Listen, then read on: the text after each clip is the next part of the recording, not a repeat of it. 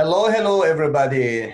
Finally, welcome to the course. This is the first week of the Organizational Theory and Behavior course, one of the major courses in the Bachelor degree of Business and Management and other related to the organizational parts of science. So at the first session, at the first week, we will talk about the overview of organizational behavior. We want to have a perspective, total perspective about the behavior, human behavior, individual behavior, social behavior, and especially in this part for the organizational behavior, and what are the theories about that organizational behavior. And after that, in the second part, as you see in the PowerPoint, we will talk about the changing environment of organizations. Why? Because the modern life is a progressive world, is a changing world, non-stop changing world. And you as the future businesswoman or businessman, you should know about the changing and effective management of changes in the real world and in the organizational part of your skills in the future. So we have something here at the first, what is organizational behavior? I talked to you about it in the preview view that part of behavior for organizations is the psychological part. So behavior analysis and behavior change and behavioral modification are the large part of the psychological science about the human nature and human essence and human existence also. So what is organizational behavior? We are talking together in the Montebello campus about the behaviors of the individual people. As you see, the meaning of organizational behavior, what is the differences between individual behaviors, social behaviors, family behaviors, interpersonal behaviors, and the major differences with organizational behavior, and the importance of organizational behavior. Organization is a live being. It's not yes, it is artificial, but it is live. It has a total intelligence. There's a total intelligence in organization that finally will lead and will guide and will manage the outcome of the organization. So we should know about the importance of organizational behaviors and what is the relationship with the organizational behavior and the management processes and the managerial skills and the management, even personality or character and other things that are the interconnected and intertwined between the manager processes and managerial processes and organizational behavior. And organizational behavior and management process, we talk about it. And the other part, we want to talk about the organizational behavior and manager's job. I will talk to you about the differences between a job and a career in the class. But at this video, I want you to point at this point that basic managerial roles and critical managerial roles. Basic managerial roles are the roles that the manager should know and should master over those skills to manage an organization in an ordinary and very well-defined situation. For example, interpersonal roles of management, and informational roles of management, and decision-making roles of management that you know. If you are a traditional management, you should know, you should gain and gain and gain a lot of science, a lot of information about the decision-making roles, because the nature of decisions has changed over the past decades. The nature of decisions has changed. Our organizational decisions are not as the same of, for example, 50 years ago or even 20 years ago. So decision-making roles is a very, very important, basic, and effective part of managerial roles. Another part, it is critical management skills, the skills about the criticism and critical thinking, and sometimes about creative thinking in the managers and the head managers, top managers, mid-level managers, or even in the basic and simple employees of organization, which are these type of roles are together shape a managerial and organizational concept in an organization, which is called organizational behavior. They are interconnected together. Interpersonal skills and technical skills, for example, accounting and critical thinking are the technical skills for critical managerial skills. And contemporary organization behavior, we have a great focus on the word contemporary, modern, and these days, and very, very, very new necessary organizational behaviors, characteristic of the field, an interdisciplinary focus. Yes, honestly, it is interdisciplinary, and sometimes it is not interdisciplinary. Sometimes it is transdisciplinary. In interdisciplinary, you have some aspects of other disciplines, for example, psychology, sociology, management, business, and mixed together to help the outcome of each field. For example, you gain some aspects of psychology and some aspects of management to form a concept, so-called organizational behavior, to get and to make the organization production, organization outcome better. But in transdisciplinary, you mix some different disciplines to create a new discipline. For example, you gain some concepts of behavior from psychology, and you gain some concept of management and business and the economy and society, and mix together and have a new field, a new major, so-called, for example, industrial psychology. It is not industrial engineering, it is not management, it is not business world, it is not absolute psychology. It is a mix, a blending, but a new concept, a new approach. This is called transdisciplinary, not interdisciplinary.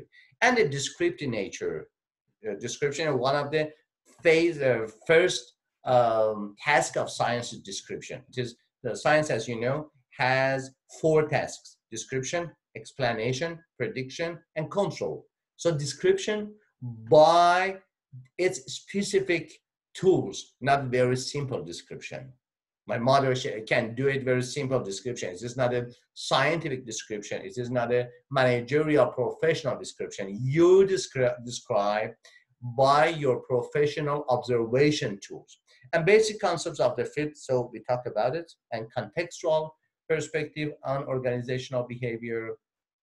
As you know, in every type of human behavior, in every type of human connection, there is a content of behavior, there's a form of behavior, and now we know that the most major part of the factor, influential factor, is not the form, is not the content, it is the context, it is the culture, it is the background and back vocal of behaviors, of thinking, of culture, of society, or community, or ethnicity, or minority, and other things, cultures or semi-cultures or subcultures. So system and situational perspectives. What perspective? Perspective about the context, the system perspective, the situational perspective, and interactionalism, peoples and situations that we'll talk about it so great in the class. And managing for effectiveness. Effectiveness is a very basic word of every type of production, every type of personality, every type of organization. Oh, we have this word from the basic days of producing and shaping management as a new modern science, and at the first years of the 20th century, or maybe at the last years of the 19th century. Effectiveness, productivity, and such words that are very, very, very sometimes confused word to define so clear. So individual level outcomes, group and team level outcomes, and organization level outcomes. We have this shape. Individuals together shape groups, together shape organization. So when you are talking about effectiveness, you should determine what type and what level of effectiveness you are talking about. Are you talking about the individual, group, team, department, organization, society, community, country, world? But at the levels of organization, you have 3 levels: individual effectiveness, team or group or department effectiveness, and finally organizational effectiveness.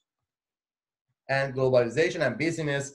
I think about the last 20 years, everywhere it is talking about globalization, that we are a global village. We are not the same as, for example, 100 years ago. Yes, I know it. And the traditional trading has been destroyed, I know. But we haven't, even in psychology, because when you are talking about the global village, it is not only about the business, about the management, about the organization. It is about the lifestyle, new thinking, new emotions, new feeling, new action, new interaction, new reactions, and other things, and other things, and other things. So growth of international business, cross-cultural differences. I love this word. I love this word. Cross-cultural differences and similarities. Cross-cultural. And sometimes it is cultural. Cross-cultural, it is something more than a specific culture. It is not only related to one culture. For example, American culture, Chinese culture, Japanese culture, Middle Eastern culture. No. When you talk about the cross-cultural in everything, for example, in brain studies, when you are talking about cross-cultural brain studies, it is related to the topic that it is not specific for one specific culture. Cross-cultural psychology, finding the principle, scientific principle, for example, about behavior that is permanent and over to all the culture. For example, you know that body language has some cross-cultural signs. If somebody shows me that he is happy, yes, in United States, you think that, yes, he or she is happy. In my country, everybody think that, yes, he or she is happy. In North America, in South Africa, in India, in every part of the world, everybody, when looking at a facial expression which shows us happiness, everybody says, yes, this is happiness. This is cross-cultural. And managerial behavior across culture. It is not also over the culture, specific culture. You should know some aspect about the culture-based differences for management styles, for leadership styles. Also, we will talk about the gender differences, about the ethnical differences, about the racial differences. Also, totally, we will talk about the cultural differences in managerial styles and in managerial procedure for a good, effective, successful, happy, and other things that we should talk about it in the class about the effectiveness in organizational behavior. And diversity and business, we will talk about it in the culture-based dimensions of diversity. Who will be the workforce of the future, global workforce diversity, and the value of diversity. It is very interesting. It is very interesting. Until 20 years ago, totally managers don't like it. They didn't like diversity. They think, okay, it is good for everybody in an organization at the same stereotypic behavior. But they were frustrated. They were not successful about it. Why? Because we are different individual persons, individual beings. So now we want diversity. Diversity shows a different level of creativity, a different level of progression to the future. But the value of diversity is a very, very basic conceptual and also operational concept for managing an organization.